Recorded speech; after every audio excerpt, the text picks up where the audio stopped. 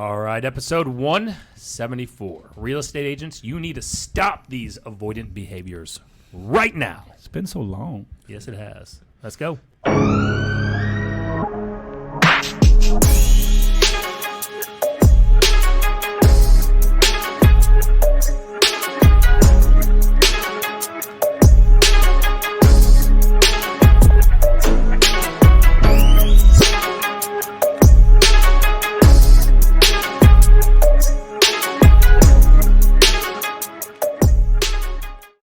Next time. Yes, it will. All right, episode 174. This time, as long as Facebook doesn't mess up and shut us down, we will get through this entire episode. I like to think that we caused that. I like to think that our podcast is so good that we crashed all of Facebook. Because it wasn't just us. It was like literally all streaming on Facebook for a second was like down. They're like, we can't handle this show anymore. It's too much fire. So fire. Yes. So many fire emojis got put on Facebook at one time and crashed the system is what Absolutely. I like to believe. So this episode is episode 174, and we are going to be talking about what real estate agents need to stop doing. They need to stop doing these avoidant behaviors, right? So we're gonna break what those behaviors are. We're going to break them down. I'm out of it today. We're going to break down a lot of doors today. Yeah, we're breaking down all the doors. And you know what? The first door we're breaking down is Mortgage Mike's.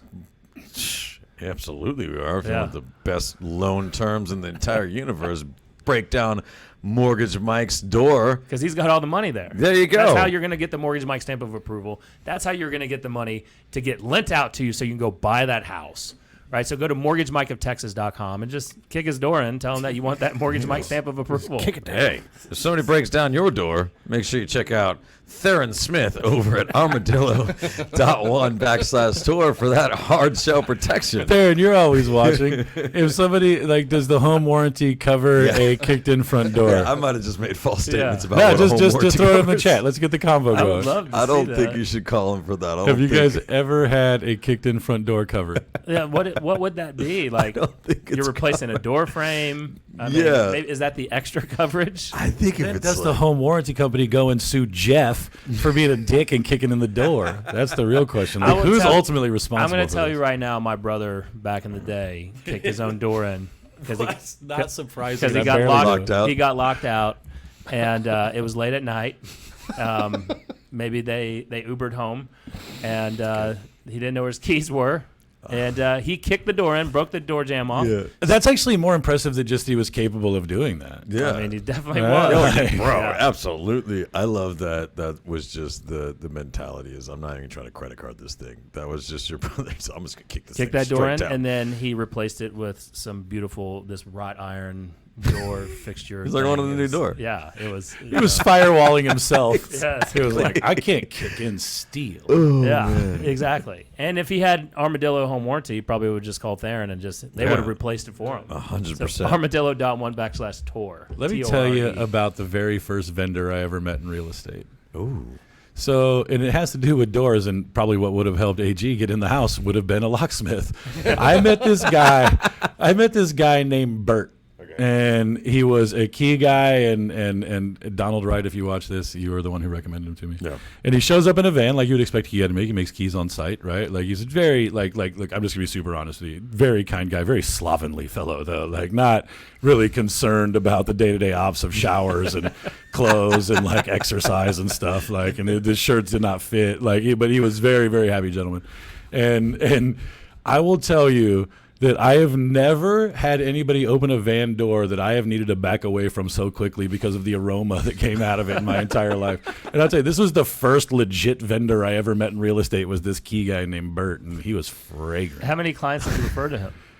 I think I actually sent him a couple of people with a disclaimer like, hey, he's really good at what he does. She's got a great personality. That's the bit. Oh, my God. Look, we all have vendors. We had some vendors. I had a vendor like that. Contractor. He gave great prices. His service was, not so great. He also didn't shower. But he did amazing work and had great pricing. So I always told them, I gave them the option. Do you want the contractor who's going to give you a high price? Probably showers, smells good. Has running water. Or do you want the contractor that does great work, the lower price, but you may have to deal with some odor? You had to open a window after Yes. these. Yes. They always pick the lower price contractor. Of course they Every do, time. because like you can just avoid this situation just by standing 10 feet downwind. It's just not a hard thing to do. Well, if your investment properties are suffering from their own aroma-type problems, make sure you check out Homeward Property Management over at homewarddfw.com. Wow. Dana Wynn over there, our president and head property manager, is crushing it right now. We do appreciate all the referrals. We're trying our best to take excellent care of all of your clients. 4 boyos. I was just sitting in the room with her. Yeah. Last count was 75. She just was like, did I count that right? And I was like, what? She looked at me, she's like, 84. 84 properties. I want that to be a conversation around 2 things. One, it's a testament to how great of a job that Dana and Jana now. Because that's just this year. They're doing such an amazing job. Yes, pretty much. Not just, she didn't get 84 this year. No, but and I also wanted to talk about like how much this comes back to like what your boys have always done well and we have gotten away from talking about, which is just implementing things. Yes. Right? We talk about some of the funniness and we talk about the property management company and we talk about the staging company that didn't work. And Nick can talk about like some of the stuff he does that doesn't work and stuff like that. But like the reality is all of this is like behind this veil of not avoiding like certain stuff. The only reason the property management company ever came to fruition because the business got big enough to where there are enough people who are like, I need to rent my house.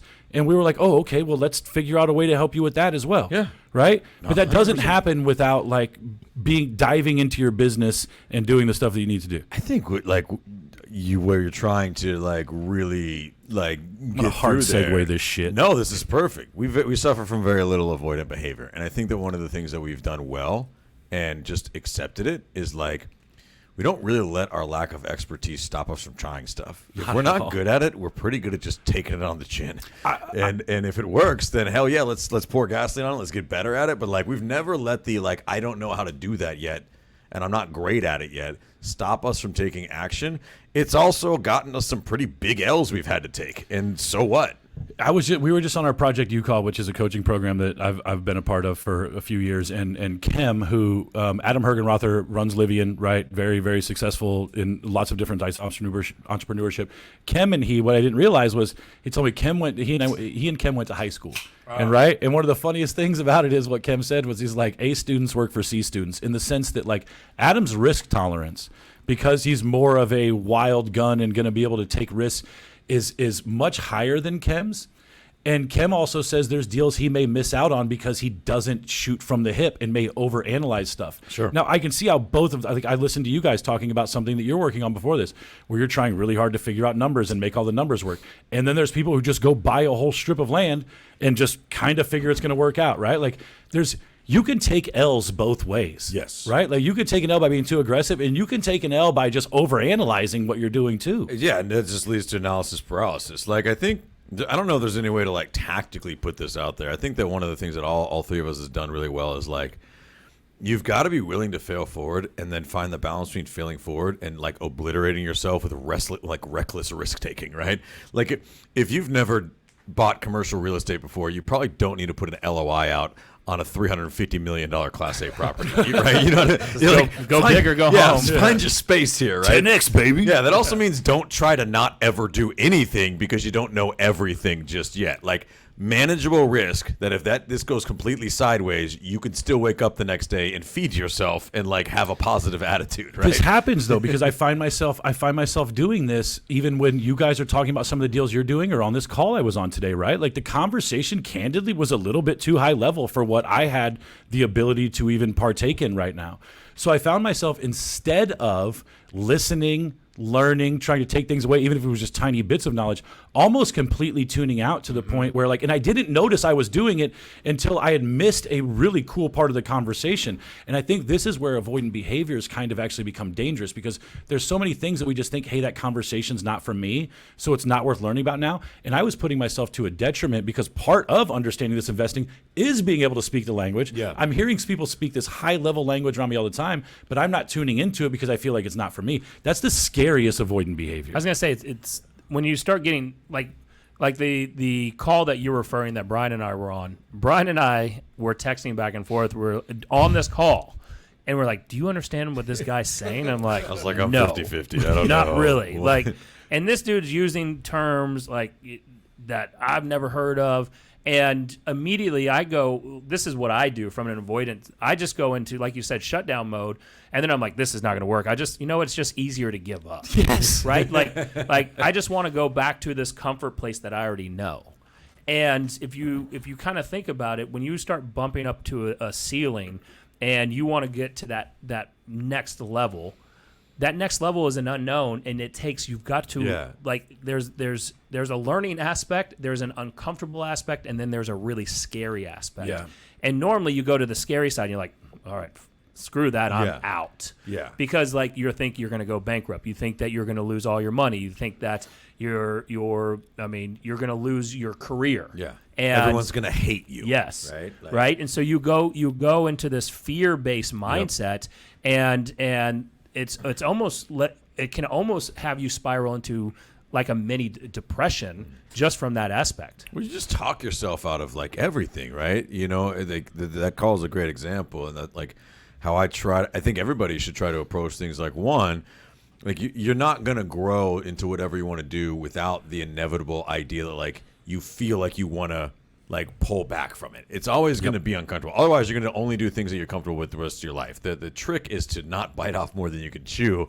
Obviously, accept the fact that you're going to be in uncomfortable situations. And what I think that we've all done a pretty good job of, at least I think that I have, is like just own your ignorance and find the answers. Just like, I guess I really hate the idea of fake it till you make it, in the sense that like you should absolutely show up in a way that is pushing towards something that you want and acting like you've already become the person to achieve it from like a determination perspective, right?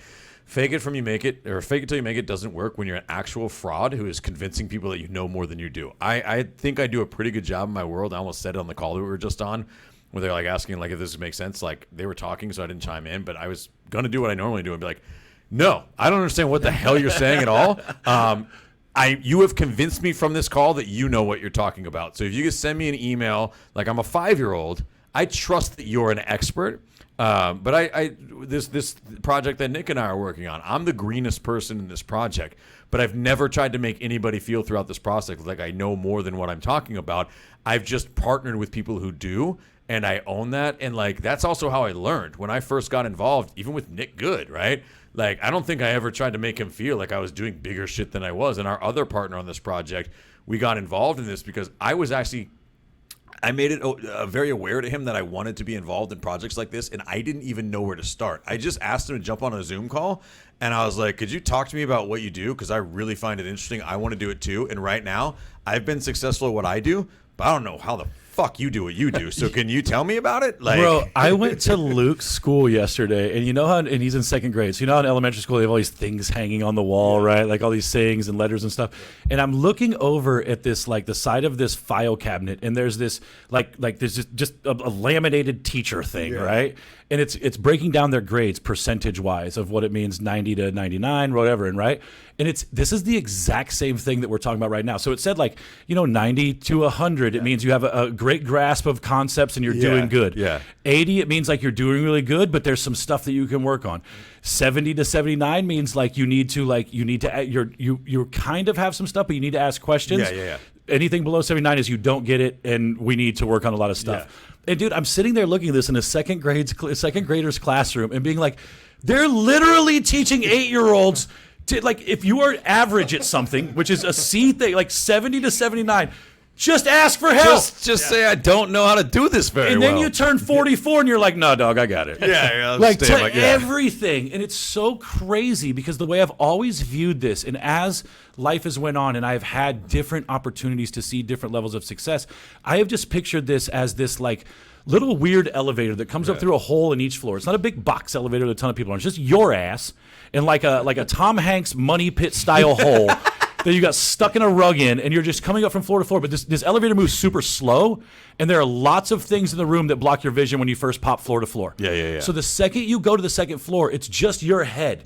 Imagine all the things in the room that could be obscuring your view. If you just popped into the next level, there's bedposts. You can see under the bed, but then eventually it's going to come up a little more, and the bed's going to be blocking you. Maybe there's a chair. You could see certain parts of shit, but you can't see all of it, right? You don't know where the light's coming from. You don't know any of it. And as you continue to level up, and move up into this room, you see more angles of the room. You start to see the corners, start to see the darkness, start to see the lightness, start to see the path out of the room, start to see the path out of a window, start to see the closet, right? As you're moving through all of these levels, whatever that looks like, that's what's happening. You're moving floor to floor, and as you become more intelligent, as you stay in the room longer, as you get the higher elevation, you start seeing different corners of these rooms. I swear, it's like, that's a beautiful analogy because it's so true, and that's how you learn. And the first step in that is just owning that you're in the room and you can't see it. Like, don't we do this, especially since we have so much access to information? Like, haven't you ever found yourself on a call where you're like pretending like you know what's going on in the background? You're like, "What is EBITDA?" I'm not. You're like, I'm not "No, even I'm with you, listening. bro," I'm right? just nodding because my camera's on. Why don't you just be like, "I don't know what you're talking about"? Or you're in a one-on-one conversation and they say, yeah, and they bring it up. You're like, you know that, and you're like, yes. Yeah, you're like, and I'm bro, like, totally. And then I'm hoping my facial expression doesn't give it away that I actually don't know what you're talking You want to know about. a super liberating thing, and we can bring this back. If you just want to put some really small things into practice, it will start breaking your dumbass head of agreeing with stuff.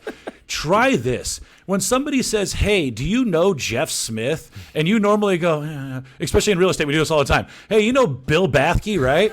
And like we're like, "Oh yeah, I know that guy." You don't know who Bill is, just say no. Or sometimes I'll do this bit. I'll be like, "No, I've heard of him, but I've never met him in person." I say this shit all the time. Just I know of him. How about try this? When Nick says, "Hey, do you know Bill?" Be like, "No, dude, I've never heard of him. What does Bill do?" Yeah. Yes. Just What are we afraid of there, by the way? why don't you are we learn afraid about of the Bill? other person going and be like, "Well, then fuck you"? We're right? Like, we're afraid- afraid of nothing. It We're makes afraid no about sense. just not knowing the answer to a question. This Yes. is all the most childlike nonsense so true. of your life. There was a girl in my middle school. I don't know why I remember this story so much. We're all like, I was really into punk rock when I was a kid. Still am, by the way. It's like, if you guys want to know, nothing wrong with that. If you guys want to know what Brian's favorite band is, it's Alkaline Trio. Now yes. you know that's fun fact. Only real estate podcast trivia. My favorite band is Alkaline Trio. Always has been. I'm not going to always will be. remember. I'm going to tell you right now, I'm not remembering. He doesn't remember. You couldn't bands. even name a band. You had to ask your wife the one band you knew, and it was Coldplay, and you had to text her First, what I the name didn't was. even like Coldplay. No, this was the only band you could knew 'em. name. No, there's Nickelback. There's everyone, right. right? They hate those, right? They hate Everybody. those. I don't hate Nickelback. I I got think they weird get love way for too. Nickelback. Yeah, I think they get way too much Like unmitigated Nicolas hate. Cage. They're not that bad. Yeah, Relax. exactly. We had this bit going where this girl that wanted to be really like involved in everything, and we convinced her that there was this band called June Project, and she was like, "Yeah, dude, like I'm really into their old stuff." We had this shit going for like 2 years, from like 6th to 9th grade. Like we would be like, "Hey, did you go to the June Project show this March or whatever?" And then we'd all pretend like we went, and we didn't invite her.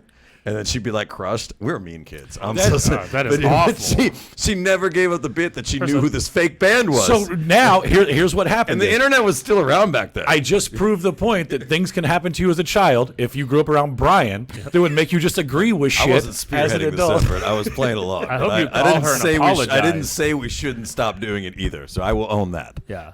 But, I mean, if you Brian, think about sorry. it, go back to when you wrote your first deal or when you Yeah. picked up your first client. Yep. How scary Yeah. was that? Mortifying. Super scary. I will tell you, the writing the first contract was scarier than the first client. I remember it was over on Tremont, right, which is a conservation district. With the time, I'm glad this contract didn't go through because I left some docks out. I'll tell you that right now. But like, I remember sitting there. I remember sitting on the side of the bed with my computer in my lap, and it took me like, I don't know in other states, but in Texas, it's pretty. The contract's pretty fill in the blank. Yes. I mean, I think we can all cruise through it in about 35 It seconds. took now. me back then over 90 minutes to write this thing because I was like, I'm not really sure I know what a home warranty is. And I got to make sure I ask. So everything's being Googled, like whatever. It was the best contract I've ever written, by the way. Sure. Like it was the greatest, most in-depth understanding I've ever had a client. But The worst is now I'm like so on autopilot. I'll miss basic stuff. well, and I just had that yesterday, right? And it wasn't detrimental because you can do an amendment, but like we didn't check the box of whether it closed at closing and funding or if there was a lease back. Yeah. And there's a lease back, right? We didn't change the box. What happens is, and I will tell you, practical way to fix this problem, agents, read the contract bottom to top. After is just a you pattern go down interrupt. and put everything in, scroll back up, start at the bottom, scroll back to the top, and double check your work. true. And you will it will make your brain kind of like stare at it a It little makes harder. your brain uncomfortable going top to or bottom to top, and that's why it works. But Yep. it's very uncomfortable to do that. Yeah, I will tell you, there was a season where I started there were frequent contracts. It was just a checked box or something that like I had to go back through. I don't know. I don't know what Nick's doing at all. I don't know if this really speaks to the avoidant behavior type of things, but it was something that came up on our webinar, which kind of sparked this conversation the other day, and I really want to give it a little bit of credence because agents maybe, like we're talking about stuff with your guys' big deal and things when you have contracts. I want to speak to the agent who is like getting into real estate, whose real estate business is struggling and they are being told certain things are going to fix that. Yes. Right? Because that's what I think the three of us have done the best, and the feedback that we've always gotten from people is that we're not afraid to like kind of say what the rest of people aren't saying. And this is a really great time to address this because I was speaking to an agent who is doing a handful of deals, like around the average amount, but is looking to like do an amount that actually makes this a sustainable career and that you don't have to do until you're 80. Because like, let's just be honest, the majority of real estate agents are still working for themselves, not making enough money to really get out of this business. You're just, it's great. You tell or they're people making enough money and not like putting it away for actual exactly. And where your avoidant behaviors are showing up at a high level are things that you're doing that think are going to move your business forward. And I can tell you right now, here are some absolute truths that might sting that you just need to deal with. Nobody gives a shit about the brand you made on Canva for a nickel. Nobody cares. Nobody cares. And here's the thing is, I will tell you right now, you could be an individual agent who sells 75 houses a year. You could be a legitimate badass, right? Yeah. And unless you are selling all of those houses in a specific subdivision, nobody cares. Yeah, like, and that, just to give you credence, like, you're successful because of you, not because of your brand. 100%. Like you know, we talked about this on our webinar. Like, your brand will establish itself as you grow and like build your business, but like, it's not something where you create a brand and then become successful. If like you did that, like you created your brand and then you sold 75 houses in a year, like understand that was just because you worked hard. It wasn't because people really liked your shit. Create a cool logo. Yeah, roll that's with what I'm it. trying to say. It's like it wasn't because your business card and Facebook page. Get over it because you super work really quick. hard. So keep doing that. Like, that's not bringing the business. Yeah, like it's exactly right. Like they don't care. They're like, did you see that cool like swishy thing on the business cards? Badass, bro. Like, no, it's because you're a badass and you work hard. Exactly. Guess what else is going to bring you no business? Your fucking website. You know why? Because you're not Zillow, Redfin, or anybody who matters on Google. I sit 2 feet from one of the best systems implementers I have ever met on, at the very least, the level that I've been able to see it. And I will tell you, we get 4,000 digital leads a year. And if you're anything like we are, you're not going to close enough of those to make anything you build around it matter. Meaning, I don't even care if you tell me like, dude, I am closing this many Facebook leads every single year. I will also say you are top 0.25% who has obvious systems dialed in.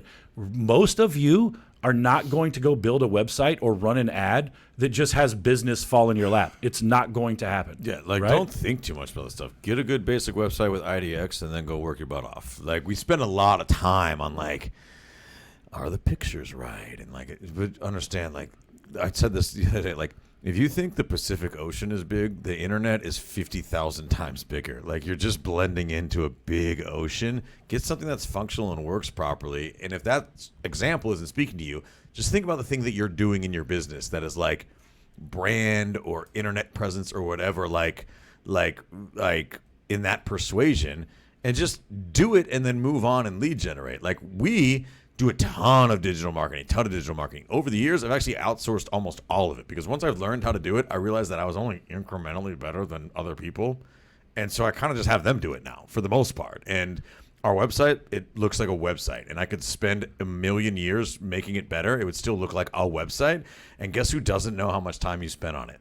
Anyone that comes to it. They don't. They're not going there. They're not going there. They're going to Zillow. Exactly. They're going to just, realtor.com, homes.com. And you know what? Funny story is like when I first went full time in 2007, back then, getting a website and an IDX were two separate things. They weren't really packaged together, and I didn't know that. So I got a website and I started running Craigslist ads. I was putting Craigslist postings saying search for free homes or free list of foreclosures or whatever, and they would click the link when you could do that in Craigslist back then, and it would send them to the link. They would register, but there was no search function. And I got so much hate mail, but then I could turn that into, I need to turn it on for you. Yeah. And so I was able to adapt and turn it into something, and I pushed them to my MLS home search. So I just 100%. Added them to my MLS just just manually pushed it out that Pivot, way and was able to sell. I sold a decent amount in 07 and 08 because of that. Bro, the amount of people who are still sitting on here are about to get a little juicy tidbit. The people who are mad at you are the greatest advocates for your business. Like what Nick's talking about, you think you screwed up on like this massive level when you do that, and 200 people hate you, and they all got together at their house on a Sunday and talked about that they have a Nick Good hate group. There's right? reserves. Like we think about that stuff. Like we think like all of these people knew I sent this out. They all found out at the same time, and they are all individually talking about it. No, one person thought your link didn't go to the right place, and they reached out. Just fix it. Like, just fix it real quick, right? And we avoid these difficult conversations, or when somebody snaps back at us, or dude, I have sent out text messages that say hi visitor name before, right? Because I didn't populate it right. I didn't I put parentheses instead of brackets. And bro, you ever want to see how much people hate you? F up your automation they didn't ask for in the first place. 100%. There's got to be one guy out there named visitor name. But all you do is just thinks it's like all about him. You know, he gets those emails and he's like, hell yeah, dude. Look, the easiest way to fix that is you call them and be like, look, that was a test to see if you're actually going to respond. You actually did pass the test. Congratulations. Where can I send your certificate? And since I have you on the phone right now, and then just go into that conversation. You think he's kidding. That is dead ass serious. He's not kidding, because it's true. We're just all dumb humans spinning through the universe at 1 billion miles an hour. Nothing else matters anyway. Just have fun with it, dude. Yeah, be like, look, how often do you get messages from people that you don't know that you responded back to? You responded back to mine because you thought I messed up, and that was a test. And you passed the test because you responded, so now here's the correct, and I want to make sure, am I sending you the right properties? Are you questioning your home value? Blah, blah, blah. Like, just then go into the freaking conversations you need to have. Here's how I can prove this true. It's because I know this stuff happens, and because my number's out there for public consumption, I can't do anything about it. I get so much stuff. Yeah. You get those texts when it says your Amazon account has been compromised, like click here.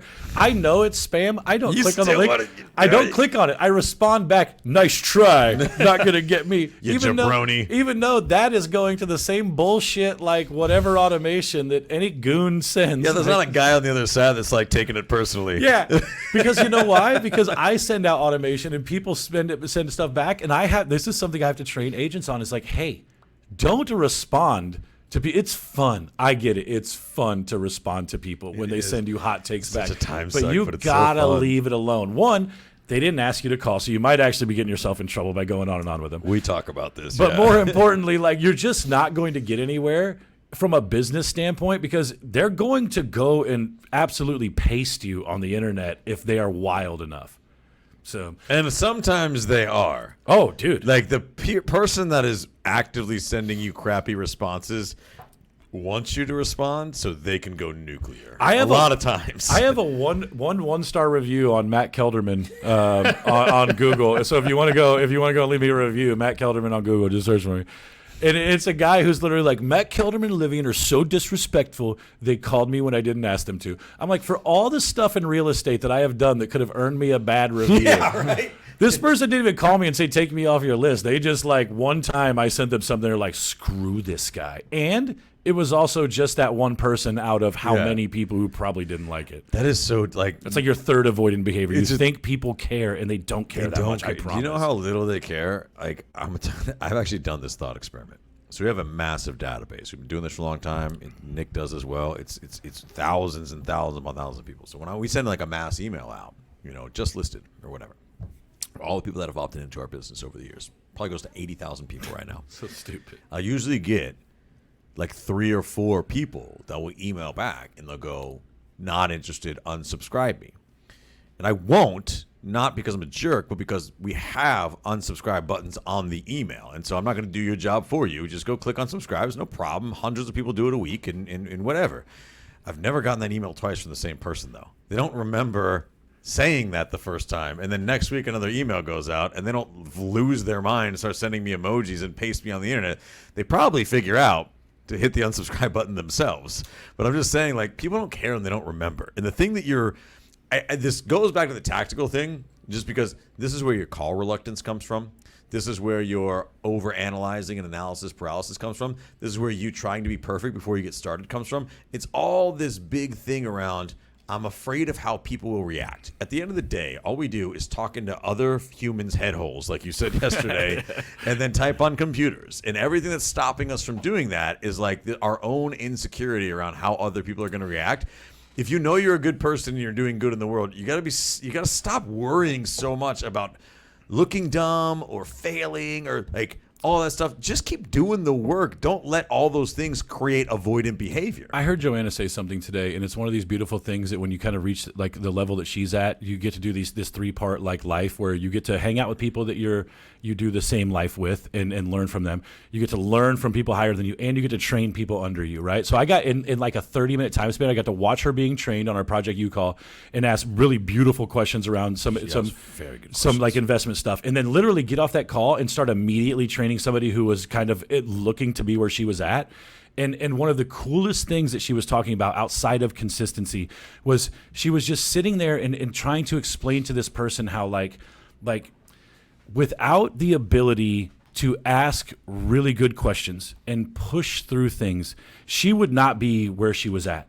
She had no understanding. And when I talk about like the avoidant stuff, one of the things that I used to avoid the most and why this Joanna conversation is relevant is, to take back to what Nick was talking about, I didn't really think I should ask any questions. I would just rather have done the people-pleasing thing and nodded along. You think asking questions is going to out you. I thought it was good. Yeah. And look, I will even say this. Joanna even does this to this day. Like, she'll apologize for asking really good questions sometimes because she feels like it derails the conversation. And it's her greatest asset. Absolutely. And I think what we one of the things that we avoid constantly is maybe not wanting to look stupid, not wanting to ask questions, whatever that insecurity is that it comes from. I will tell you, high-level people don't have that. Because one of the biggest gaps, I think, in my learning is that I'm not willing to just, I own certain things at an amazing level, and I'll say stuff about myself that other people would never say about themselves. And there are times when I'm like, I don't want to own the fact that I should be further along in life than I am.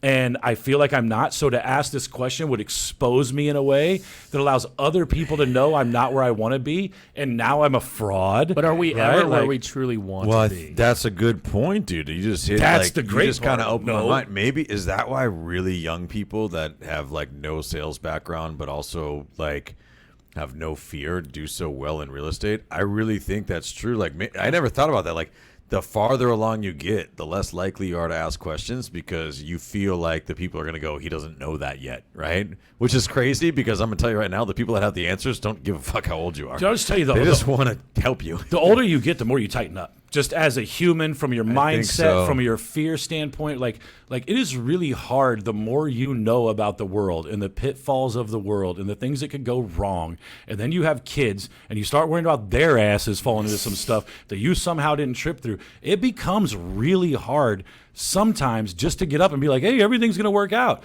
Because there's a lot of evidence when it comes to like maybe some shit you've been through, plus what you're being told, plus what your fear reaction is, to like avoid, like it is easier. We talked about this on our webinar the other day. You and I have watched humans, and I know you have too, have watched people move through their business knowing that they were going to lose everything if they didn't make phone calls, if they didn't do an open house on a Saturday, and they fucking actively went down with the ship.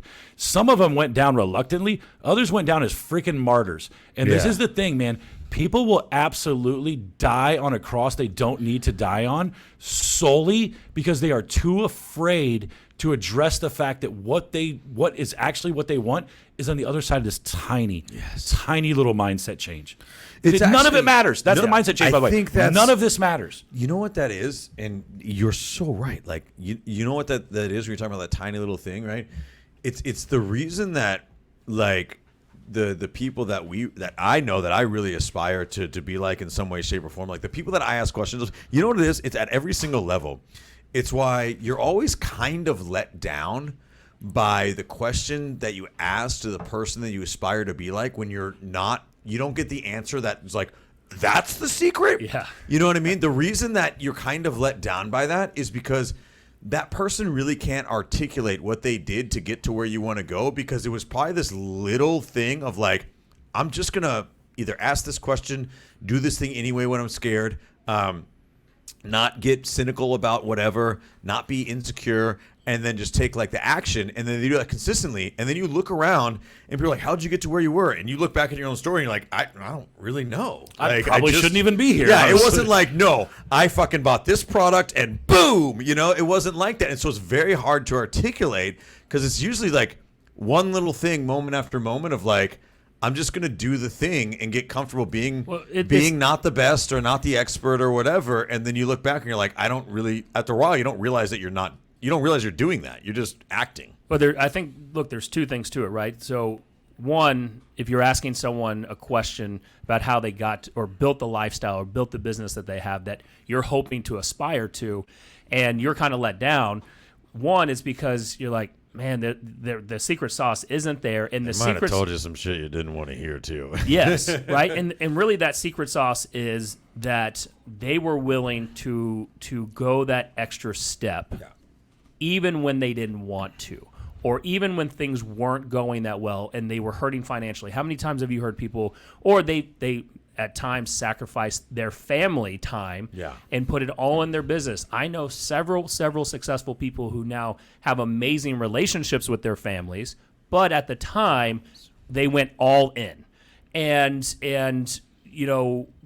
when you're going to build this, or when you're trying to go even learn to go in the investing world, that's a whole separate learning and studying that you have to do. Then you've got to go execute it, right? Because that's a foreign language. I'm going to tell you right now, like when we're on these underwriting calls, I'm looking at Matt and I'm like, I don't understand this all the way either. And we're now on version 16 on something that we're going through on a project, and it's starting, and now it's finally starting to click. 100%. Now I'm starting to see like, all right, these are the returns. This is This is the cause and effect. And we're doing it every day, or talking about it every day. And when you start to really consume it, then you start to understand it. Yeah, all of a sudden, people ask you questions that you can. You're like, I know the answer to that one. Right? Yes. That's the great habit stack you put out. Have you read, because we were just messaging about this on Instagram when I posted it. Have you read the Top 5 Regrets of the Dying yet? Have you started getting into it? I started it. Okay. Yeah. So regardless, right? Like great book, buy it, right? It's 300 pages, super easy, whatever, right? Here's what I kind of like, what I feel like avoidant behavior, and this is where I think it's important, like we can talk about as tactical, avoidant behavior and the things that usually derail our goals, they are not tactical. They are 100% emotional. Mm-hmm. And the reason I say buy this book or buy something like Tuesdays with Maury is because it really Povich? No, Tuesdays Maury. with Maury Povich. No, Maury, Maury. hilarious book. No, Tuesdays with Maury is about a guy who dies from ALS. But what's the writer's name? Mitch Albom. Yeah, there you go. Amazing sports writer. His old college professor is a guy named Maury, and Maury's dying of ALS, and he dies in a beautiful, beautiful way. Yeah. And Mitch is able to almost document it, and it's really cool. And we're laughing. It's yes. I'm thinking about Maury Povich. It's not even a sad book. It's a beautiful book, right? Like it's not even a sad book. It's a beautiful book. But Top 5 Regrets of the Dying is this really, like, it's a totally different whatever. This lady goes through the palliative care, if that's how you say it, like palliative. I think it's palliative. He got it Palliative. right. Yeah. I think it is. I think it's palliative. Is it palliative? It might be. There's another A in there. I was thinking of palladium. I think I was just running right past. Is it tomato or tomato? But she takes care of these older people when they're dying, and she's a beautiful son herself. So she gets a lot of information, and they talk to her a lot about stuff. But like, I will just tell you that like, there is not a single person, and to Alex Hormozy, I said this the other day. This whole world turns over every 100 years, guys. Yep. Like the whole world turns over every 100 years. None of this, and this is what, none of this matters. Yeah. And it's not that it doesn't matter in the sense that your problems don't matter, your financial situations don't matter, that you can't do amazing things by going and making money, that you can't do amazing things if you make no money. I'm just saying it also doesn't matter. It's tough when you're going through it though. Like, because it is. I go back, like there's times now over the last 2 years, what I've gone through personally, my family's gone through personally, the business moves and everything else, and I look at this, and there's times, and it always happens at night. Yes. Always happens at night. And it's either right at bedtime or right when you're starting to fall asleep, and all of a sudden you wake up, you're like, I had this, and I'll just be transparent, like I had this happen 2 weeks ago where I woke up, I'd just fallen asleep, I woke up, and I'm like, I'm never going to make money ever again. Yeah. It's all gone. And I'll never have any more business. I'm never going to learn how to invest the way that my brother had. I'm never going to be able to build and continue the type of lifestyle for my family that they're used to or that I'm used to. And it took me luckily it only took me about an hour to come off of that to say, this isn't real. Right. And that, number one, I mean, I've built a successful real estate business and those skills don't go away. Right. Our marketing ability does not go away. But the effort that I put in doesn't go away as long as I'm doing the effort. And what I want to say is, first off, I want to be fully clear because you are right. Like that is, I am not saying that, and I hope nobody heard it that way. It is not difficult, right? And that there aren't times where it feels like it's so overwhelming that it doesn't matter. Because I wake up that exact same way. Like there's another check is never going to come in. I screwed up. Who can I go work for that can save my ass immediately, right? The only reason I say that it doesn't matter is because I want to take away that individual stress from you, from Brian, from me, from whoever's listening to this, of the fact that, yes, you have family to provide for, you have amazing things to do, and we, the provider, the person who feels that pain, is way more sensitive to it than anybody else.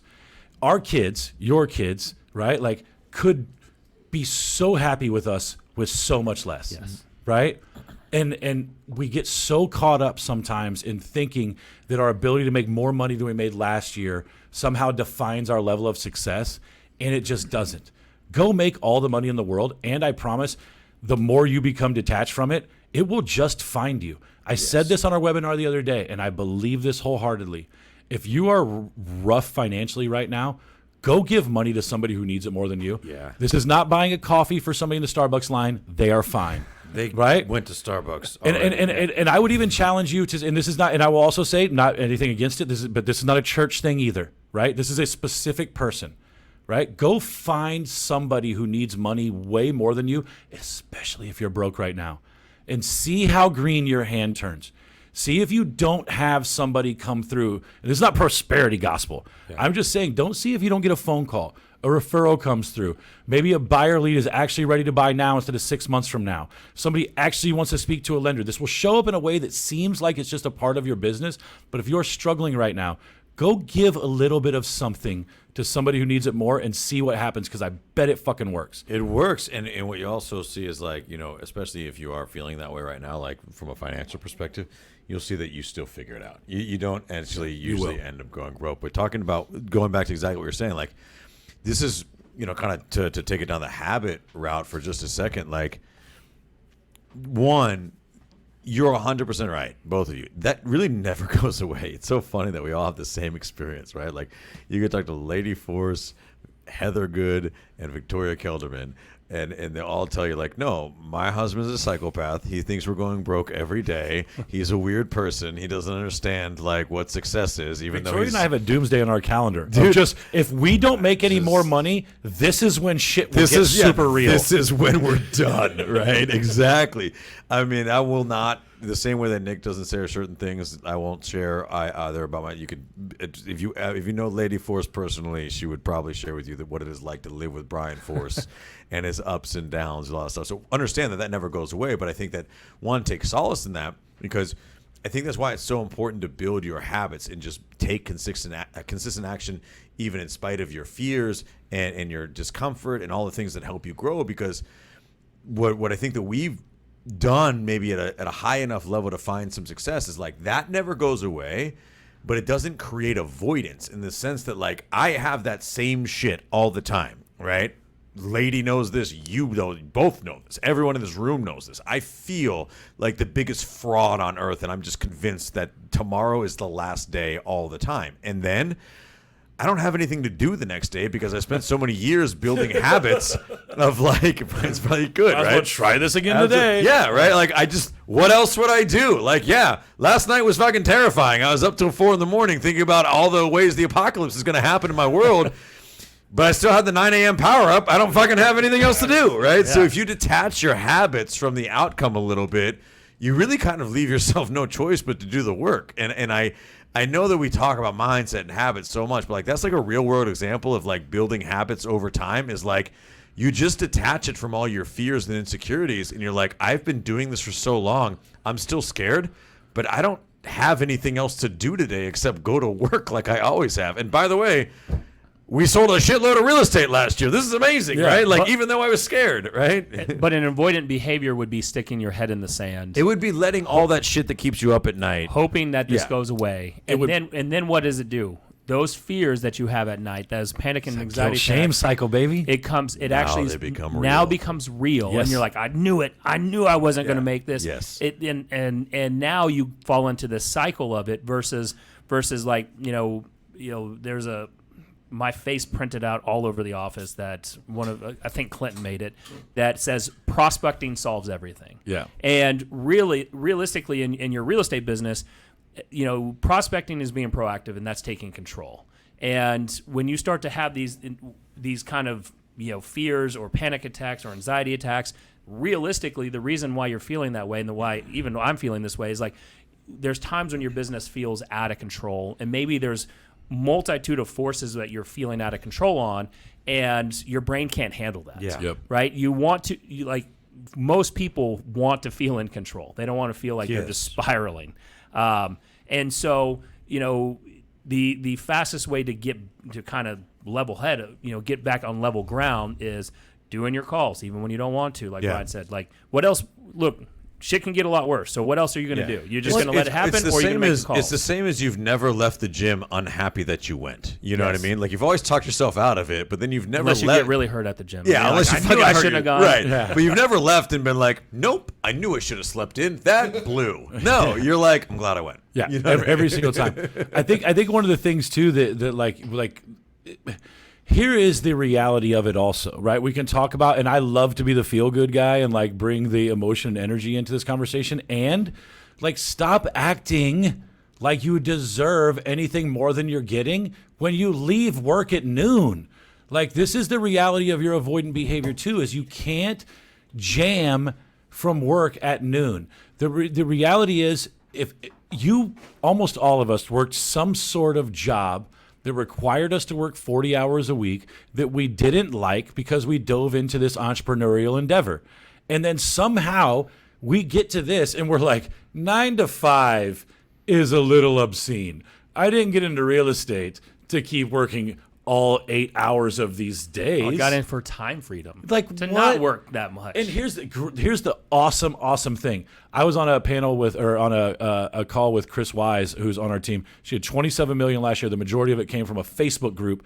It's a Flower Mound Moms group in a relatively small community that, like, the agents were like, oh, I'm going to go start a group. It's a 9-year-old group, right, that she has done all kinds of things to grow. And we just fall into this space, and maybe it's Frederick and Sirhan and the guys in California who thought this was okay. But guys, real estate is probably one of the more difficult entrepreneurial endeavors that you're going to take on. And this comical idea that somehow you just deserve to like have deals and make $100,000 a year because you quit your job to go do real estate, it's fucking ridiculous. Especially if you leave it. Like, I'm just telling you right now, if you're leaving work at noon, you deserve jack squat. Yeah. You are a part-time employee. You deserve part-time employee shit. And that's what you get. Well, I think that's a little bit of the industry's fault, though. 100%. Right? So, like, I mean, how many times... You can learn real quick that don't work, though. Yeah. That's just you being ignorant to, like, the situation. How many times have you seen job ad postings, to attract real estate agents? And you can actually see him. Yeah, you can actually right see him. Yep, you can see it down there. That's so great. Where you see job ad postings like make 6 figures only prospecting 3 hours a day. 15, just Google 15 it. hours 15 hours a week. I'm like, where are you making $100,000 only working 15 hours? Here's also the thing. Can we just accept the fact that, like, we don't have to be kind to people in society who believe the dumbest of dumb shit? Meaning, I don't like, if you think you can make $100,000 15 hours a week, you know who you're not. Well, not the from type scratch, of person, right? Okay. Yes. Yeah. There's a point. That's what you're talking about. From what Nick's talking about, like these ads, right? Like some ad where somebody's doing whatever. If you get sucked into that, like, dude, I know this guy, and we're not friends on social media, but we're friends through like some family stuff. It's fucking crypto guy, right? Like crypto guy who's like I told him one time, he's like, what's the average real estate commission? And I was like 3%. And he's like, that's super low. And he's like, yeah, when we like recruit somebody into like this crypto world, he's like, we made like 25 to 30%. And I said, how many people have you recruited in the past year? And he's like, 0. I was like, you didn't make shit, motherfucker. Like, what are we talking about? Like this idea that there is some obscene return. You know, the best return you can get in real estate and probably in the world is figuring out a way not to legally pay your taxes. Show me where else you're going to get 20 to 30% return on your money, which is what your taxes are if you're a high earner on the 30%. That is the greatest place you can make money. Except there's all these dip-ass wannabe entrepreneurs out here promising 20 to 30% return. They don't exist. And if you believe they exist, you kind of deserve the scam that came upon you. And I don't really have a ton of sympathy for that. That's an avoidant behavior. That is an avoidant behavior. You ain't making $100,000 a year on 15 hours a week. You're an exceptional talent, and you would have known that before. Like, you wouldn't have just been confused. Like, I'll be honest, I was a little confused how we got down the crypto path for a second. Well, because we were talking about this idea that people, we're just talking about this idea like it's insane to me to think that like your whole life you've been struggling to figure it out, right? You've been working menial jobs, you haven't found yourself, but just all of a sudden you saw an ad that said you can work half the amount of time, make 3 times the amount of money, and all of a sudden your full potential just flourished out of your freaking sacrum. And it's like why do you click on that? You clicked on that ad for a reason. It's like the 4-hour work week book. Yeah, you know why? Because you're another Grant Cardone 10X Gomer who just is going to believe anything can happen if you just like say words out of your face. I am going to hold on. No, go ahead. I have to make a confession. On our team call yesterday, I did use the 10X saying about if you 10X your goals, but you only hit 5 times that, that's probably higher than what you had said originally. That is theoretically true. It is. It is. And so, I mean, that's the whole. Shoot for the moon, you'll hit the stars. It's fucking fantastic. By the way, you don't have to go buy the 10X book. I just explained it to you. Yeah, anything that you want to do, you just 10X it. And then you're more than likely going to fall short. You want to know how to 10X something? Convince everybody they can 10X crap and then sell it to them. That is what it is. It's like, okay, we're just freewheeling here, and I just want to dive into this. What is it that's energizing about this? What is it that's energizing about like whatever your goal is that you're not hitting right now? Why don't you just multiply that by 10? You're like, that's what it is. I think Grant.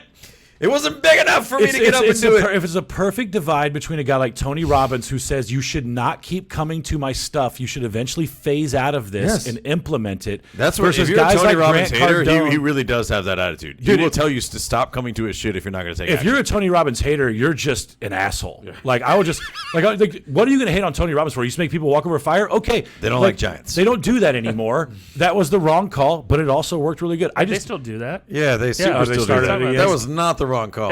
Somebody burned their feet and they stopped him. Yeah, he was here in Dallas. Yeah. And they didn't stop doing it at all. I wouldn't either. Walk faster. They kicked that guy out for burning his feet. Yeah. Good. Michael Scott determined who was going to get freaking Dunder Mifflin. If you can't make it across the coals, maybe you weren't paying attention enough. Yeah. And let's also be honest. I know the coals are hot, but just high knees, move Go fast. faster. That's what I'm saying. Christmas. Exactly. Never seen a football training camp for crying out loud? That's what I'm saying, bro. Get over the strings. Yeah.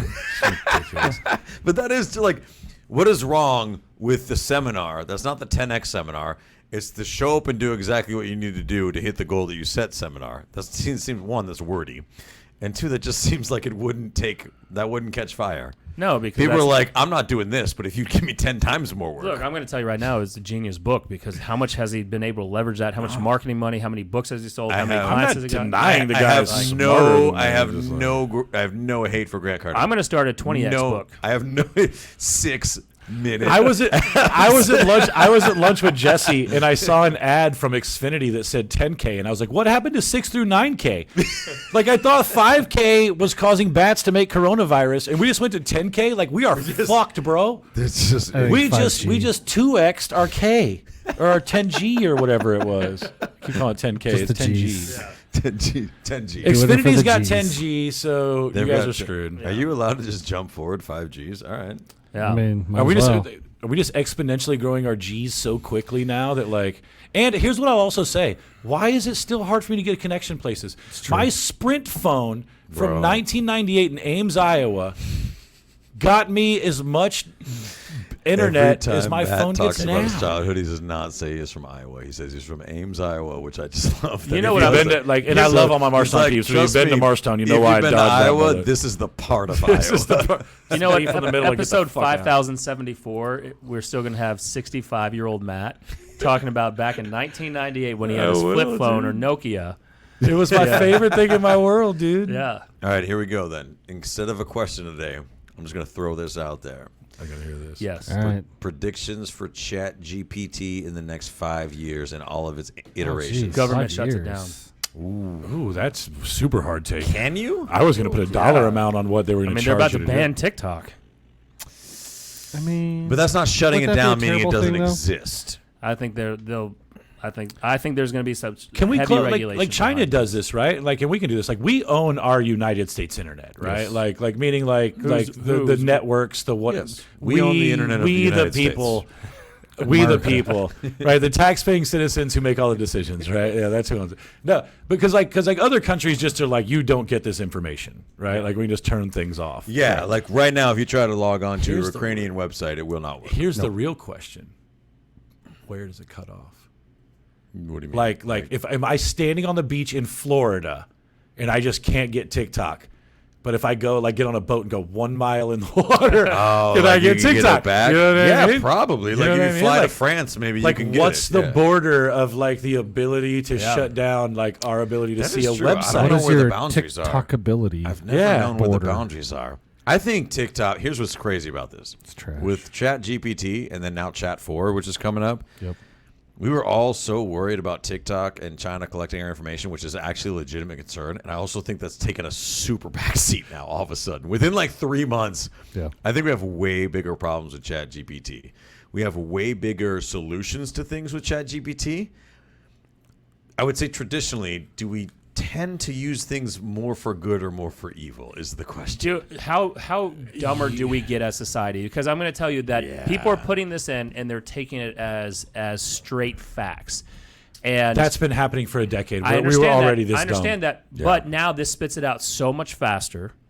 People are going to be using this for articles. People are going to be. I'm just telling you. It was already fast in the fact that when the information came out didn't matter when your brain accepted it. Yeah. It was already fast. We've actually been living in this idiocracy, because guys, that's what it is. Watch the movie. That's where we live now, right? We're not watering plants You with said- Gatorade. You said movie, and I think you meant to say documentary. Yeah, exactly. Exactly. Here's the thing that doesn't concern me about ChatGPT is I am hopeful that there is a generation of people like here's what's happening right now. We are the old heads, right? We are the old heads. We're the ones seeing all the doom and gloom on the horizon. Our children, Asher at his age, Luke at his age, right?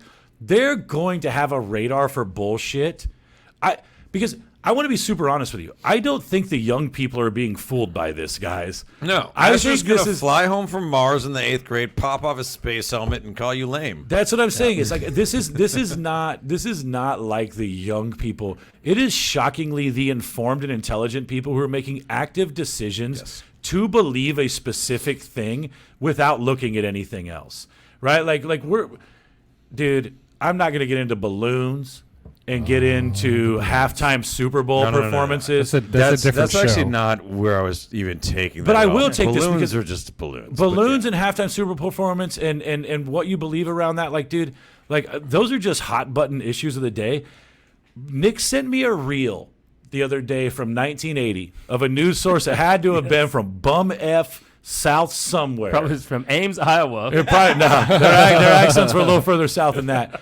But I want you all to consider something. And, is this the, and I know you all hate CNN, but go back and watch CNN's the documentaries, the 60s, 70s, 80s, 90s, before everybody decided they were contributing to the downfall of the country. They're just some news sources. But I will also take this reel that Nick has as a perfect explanation of this.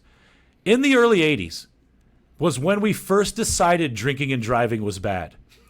Okay? really? Yeah. It became that took too illegal long. in the early 80s, okay? And they legitimately do 2 interviews with 2 people. The first gentleman, who is probably less than 50, but has lived a blue collar life of people looked doing older back then, doing too. like rough work, and he looks like this motherfucker. It was 1980, so this guy was probably born in 45, right? Like, and he's like, I just don't understand why after getting off of work I can't have a couple of beers while I drive home. I can't have 10 beers. Okay, so I'm kind of down with this thought process because day drinking's okay, and maybe if you could handle your liquor, we could figure out a way to make this work. Like, okay, I kind of understand it's going. The second person they clip to, though, is a new mother. Yes. A new mother of a child. The baby's right there in the A new car. mother who's riding the baby shoddy. in the interview. He's riding shoddy in her bench seat Chevy pickup truck. No car chair. Yeah, he's in a car seat, right? But it's, and maybe it's the greatest It's still 1980s going car seat. straight through the windshield. And she thinks it is communist. Okay, so all of you who throw out communism about everything, I need She's on the side of getting hammered. I need your ears to perk up. Communist people think the world's going to be communist because you can't make your own decisions. This chick in 1980 probably felt like you about a whole lot of things and was actively pissed off that she couldn't drink while she drove with her baby Or wear a seatbelt. yes, She was mad. The communists were making her not drink and drive with her child, and while she couldn't drink and drive, she also had to buckle in the baby. So when you start herself. hollering communism I know how to from the parent. rooftops, just understand that a decade or two later, you might look like an asshole. It's not even, that's in our lifetime. That's not that long ago. People were like, I have to buckle in my kid and stop drinking? I'm not allowed to do any shots on the way home. dude. No shots. when did because Louisiana was like weren't they the last state To do outlaw? anything? Look, Jesse, can you look that up? I mean, Probably. What is the last state to I think it was- ban drinking and driving? because I think it was Louisiana because they were Those people, there we go. Okay, but Google already asked. It is, Wait, in 85, it's still allowed in 26 states. In 85, as of January 1985, drinking and driving was still allowed in 26 states. go to when did, yeah, there you go. Boom, boom, boom. Okay. What? What? What state? No. That No, cannot that's be a good right. guess. 2004? 45 Finally. states. All 50 states finally banned it in 2004. God, it took to That yeah. just can't. So just think Say New about that, Hampshire? guys. Like, I mean, can we? I can just tell you right now, if you can come on this podcast or post anywhere that you think drinking and driving is okay, you can 86 yourself from just social environments, right? Like you go away from all the humans.